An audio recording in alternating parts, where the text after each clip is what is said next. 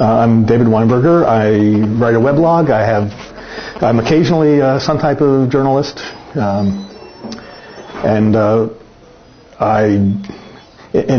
the sort of fault line between journalists and bloggers, I am very heavily identified. I identify myself as a weblogger for sure. And the conversation was getting to kind of the role of big media and bloggers and how they kind of work together. What's your take on that, and where do you see this going in the future?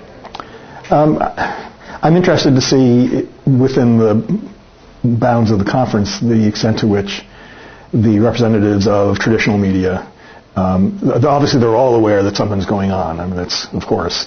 But I'm not yet sure, and I'll be interested to see whether they understand that their readers are not simply becoming writers, which clearly we are, but that we're talking with one another. The conversational nature of weblogging and other forms like that is often missed by media folks because they are naturally viewing from within their own frame. They're seeing people write stuff.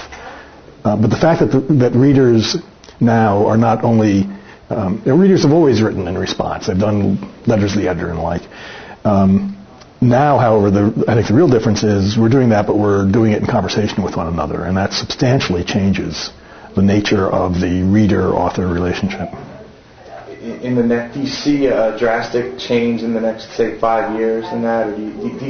Or are we at the beginning of this, or do you think both sides are kind of at a point where they understand where each other's coming from right now? I think we're at the beginning.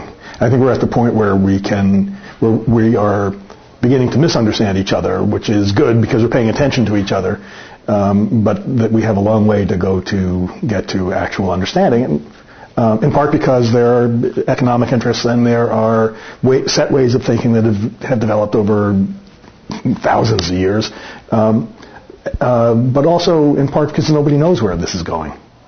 We can't know what to think yet because we don't know what's going to be yet.